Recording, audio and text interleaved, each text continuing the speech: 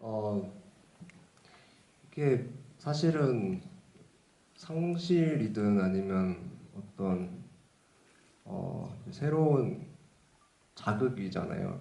이게 상실이든 찢어지는 것이고 뭔가 새로 생겨나는 것이고 이게 저는 아티스트로서 그러니까 작사가이자 뭐 대중가요를 만드는 사람으로서 뭐 여러 창작 여러 형태의 작업에 관심이 많은 사람으로서 이게 일정한 루틴이 있는데 그러니까 매일 운동하듯이 작업을 하거든요. 운동을 하진 않지만 근데 그 매일같이 작업을 하는데 새로운 그 마음에 드는 결과물이 나오지 않아요. 항상. 근데 어떤 이런 삶에 있어서는 좀 타격이 될 수도 있고 뭔가 좀 정신 나간 상태로 만드는 그런 사건들이 창작에는 좀 도움이 되기도 해서 이런 네, 좀 패러독스가 네, 좀 재미있는 것 같아요. 항상 그리고 뭔가 직면하고 싶지 않으면서도 좀 기다려지기도 하고요. 그런 찢어지는 기분이 그래서 좀 재미있는 것 같습니다. 창작의 참 잔인한 면모 중에 하나인 것 같습니다. 네. 보통 그렇게 찢어지는 경험들을 하고서 아름다움을 발견하는 이야기들을 하기 때문에 네, 진짜 그 역사를 건드려 주신 것 같고요.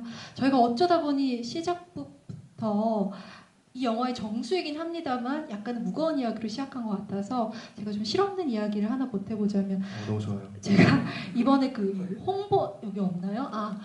그 아마 이제 찾아주신 분들은 많이 보셨을 텐데 그 홍보 배너에도 쓰인 자이언티님 프로필 사진이 있어요. 뭐 지금 크게 다르지 않습니다. 네. 근데 제가 그 사진을 보면서 그냥 그 모습 그대로 이 애프터양의 오프닝 댄스 배틀 시퀀스에 나오셔도 전혀 위화감이 없을 것 같은 그래서 그런 의미에서 굉장히 적절한 게스트 선택이 아닌가라고도 생각을 했어요. 네. 그러니까 저도 그 장면 보면서 좀 동질감 느꼈습니다. 네, 네, 재밌더라고요. 그렇죠. 네. 이 오프닝 이 댄스 배틀 씬이 이 영화에서 가장 튀는 톤앤 매너를 가진 씬인데 또 재밌는 점은 그 씬 바로 직후에 상실이 벌어진다라는 점에서 이 코고나다라는 감독이 또 얼마나 아이러니에 능한 작가인지 별것 아닌 연결인데 그런 사소한 대목에서도 재능이 좀 드러나는 포인트가 아니었나 싶고요. 애터양이요. 여러분들 원작 소설이 있다는 점도 많은 분들이 알고 계실 겁니다. 미국 SF 작가 알렉산더 웨인스타인의 Saying Goodbye to Young이라는 단편 소설인데요. 이게 단편 소설이다 보니까 사실은 영화에는 없는 부분이 소설에 굉장히 많습니다. 코고나다 감독이 많은 부분을 창조를 해냈는데요. 그 중에 아주 중요한 부분이 뭔가 하면 이 단편 소설에는 양의 기억이 없어요. 단편 소설은 오로지 아버지, 그러니까 영화로 치면 제이크의 회고로만 서술이 되고요. 이 영화의 가장 아름다운 구간을 차지하는 양의 기억은 대체로 코고나다 감독의 창작에 의해서 생겨난 건데요. 그 기억의 내용, 그 기억을 보여주는 형식이 모두 아름답죠. 자연지님은 이제 중후반부부터 좀 본격적으로 나오기 시작하는 양의 기억의 조각들 어떻게 보셨어요? 어떤 감상이 드셨는지요? 이게 조금씩 그러니까 3초씩 기억을 남겨놨잖아요.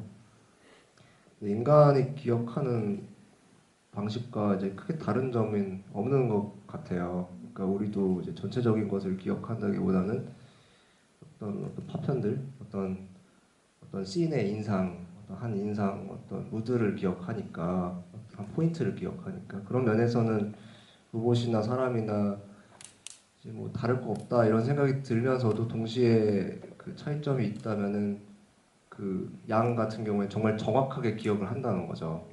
이제 뭐 당시에 어, 어떤 음악이 흘러나왔었는지, 그때 분위기 어땠고, 옆에 누가 서 있었고, 뭐 어느 구간이 나왔는지, 가사가 뭐였는지까지 정확하게 기억을 해내는데 그런 지점에 있어서는 그 참 다행이라는 생각이 들어요. 뭔가 전 기억력이 좋지 않거든요.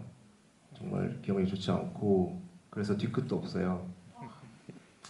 쓸데없는 얘기지만 TMI이긴 하지만 뒤끝이 없어서 그러니까 뭐 안 좋은 그 인상, 안 좋은 기억에 대해서 오래 남겨두질 않아서 그냥 흘려보낼 줄 알거든요.